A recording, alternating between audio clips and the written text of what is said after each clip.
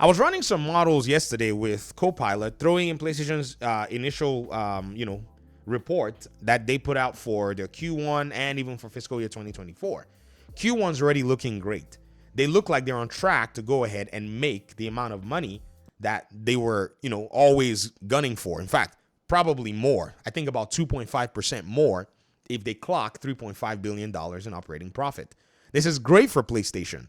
Now, as to the PlayStation gamers, what benefits there are, when I watched Jay Barry's video, I was laughing because I was like, yep, this is what blind loyal support will do. You support the company, but then eventually once they start making money, they'll kick you to the curb. This is also a caution that I have for Xbox users as well. Pay very close attention, because if Xbox were to catch up and take that dominant position, they may, or depending on the leadership, actually abandon some of the pro-business or pro-consumer practices that they've implemented. But again, it will be stupid because those practices have gotten them right here. That's a whole different conversation.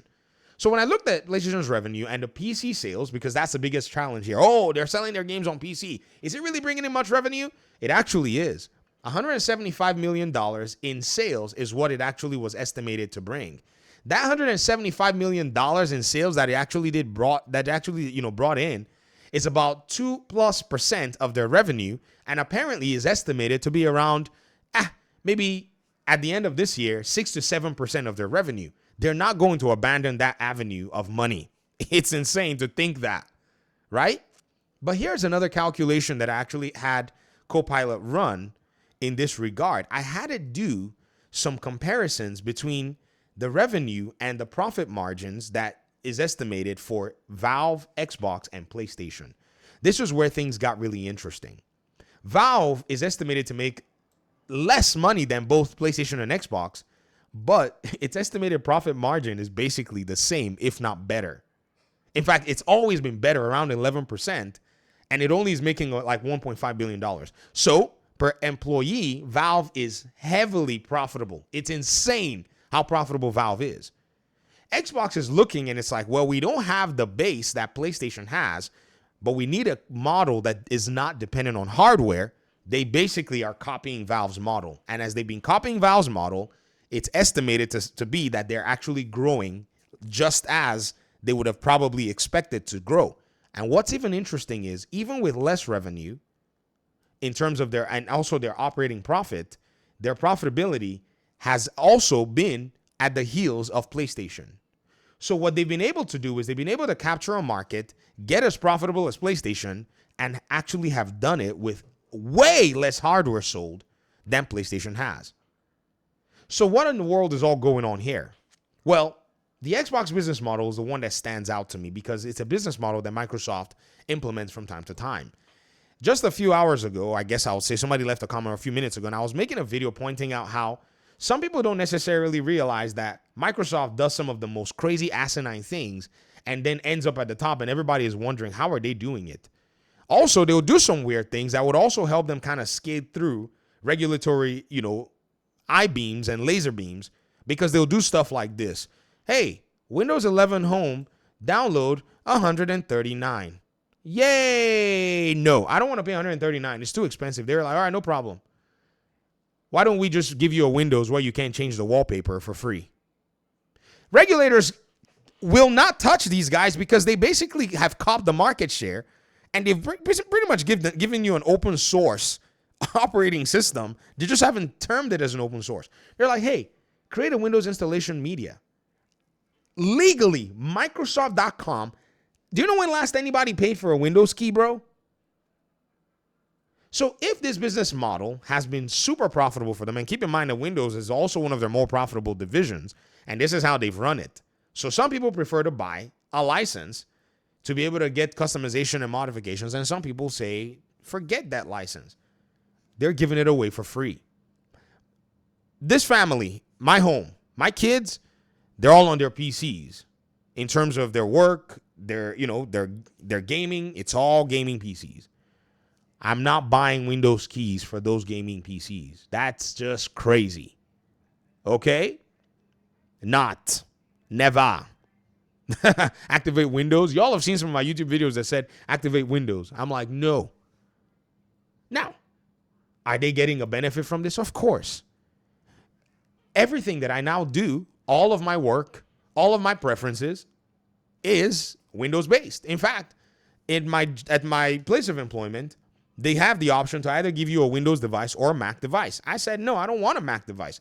All my work, all of my, applications, all of my processes are Windows based because it's what I'm used to, and it's a free operating system at this point in time. Take that business model and go put it to Xbox. Microsoft does that. They start a service called Game Pass. In Game Pass, they're giving you basically expensively developed games at a small subscription cost. They also go ahead and give you benefits like Play Anywhere, where you buy one game and you get 3 versions of the game. You get a console version, you get a PC version, and you get a cloud-based version where you can stream that game. Within their service, they basically give you, if you're using Game Pass Ultimate, they'll give you access to your library, a library of games, and also the ability to stream. You can stream those games directly from the cloud, or you can stream remotely from your own hardware. This is a service that NVIDIA GeForce is charging inordinate amounts of money for. Xbox is giving it to you within one ecosystem.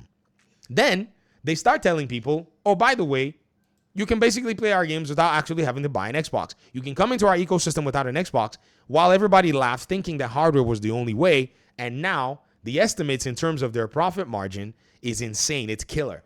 If they raise their profit margin via this methodology and they can continue doing it, it makes a whole lot of sense. PlayStation, on the other hand, is looking at this business model and starts to copy pieces of it.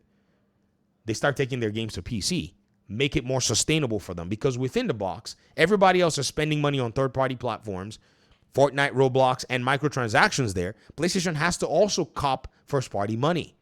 So that's why they have to use a thoughtful methodology to move those games to PC or even Xbox, like they're doing with Helldivers 2. Because yes, you can pretty much bank on third-party software if you have a lot of consoles, right? That will be your major driver. But when you don't have a lot of consoles or any console at all, what then do you bank on? You bank on a service or services that are worth a customer's time. That's what Steam has done, and Steam was always more, in terms of their profit percentage, better than PlayStation. Way better. Right? So now PlayStation is looking at its hardware and its business and saying, we now see hardware as a different piece, because hardware is going to dwindle down, because hardware preferences and hardware options are all over the place. In the days of the PS4, if we had anything that even matched it, that even matched close to the Vita or the Rogue, Ally and in those particular categories, it would have absolutely nuked that hardware from orbit. In fact, when the Switch came out, that was the closest thing, and look how well that did. And now everybody's encroaching on that particular territory. Asus, MSI, freaking Lenovo. Before you know, Dell and HP are going to be like, man, Alienware. There's going to be an Alienware handheld if you just look left and right. Everyone's going to be in the game. Right? And once everyone gets into the game, now we're having a whole different conversation. So PlayStation is wanting to also leverage that market to add to its own monthly active users. If the entire gaming industry at this moment, at this point, doesn't make sense to you as to how things are being done, and you're still wanting them to go the old school way, I don't exactly know what to tell you. PlayStation cannot maintain the old school way. It cannot. For profit and growth and driving its own business, it can't do that. The $1 trillion company looked and said, we don't have console sales, but we're going to chase you down. And they've chased PlayStation down to the tune of $5 billion differential, with a profit margin that is also similar. Are y'all paying attention? Are y'all paying attention? They have, let me say that again. They've chased PlayStation down within an operating revenue, like a revenue margin of about $5 billion. Actually 4 point something or so. And with a profit margin estimate of similar or better. If PlayStation does not expand its business, I'm telling you, the PC capture market is insane right there. Because if Xbox gets this PC cake faster than them, and they don't make a move within 2 years, there's no 5-year window here. It's only 2 years, 24 months. That's all they have, 24 months. And the reason I picked 24 months is because you guys saw the last 12 months of Xbox. Y'all saw it, right? You saw the last 12 months of Xbox, how everything changed, and then now you're looking at this 12 months, starting January from Game Pass all the way through December. Are you guys seeing that cadence? Do you already think that the next 12 months that's going to follow it is not also going to be just as spectacular, especially with third-party content and developers taking cash in hand? You're not going to wait to need Xbox games to come out for you to say, oh, yeah, no, the value proposition is going to be so crazy. And PlayStation is also trying. They're launching third-party games day and date on PlayStation right now as we speak. As Sean Layden does the walk of madness saying that Game Pass is slave wagery, blah, blah, blah. PlayStation is engaging in slave wages as well. I'll show you if you want to see it, if that's what we're going to go ahead and, tie it to. So PlayStation needs to follow that business strategy because it's the future. Xbox just went straight to it. And man, did it pay off. And look at them where they're sitting right now. And can you imagine how many months people had to sit there and drivel console sales nonsense? Now, yes, I'm sure they would have loved to sell more consoles. But you can always do it different ways. Comment section. Thanks for watching. Peace out.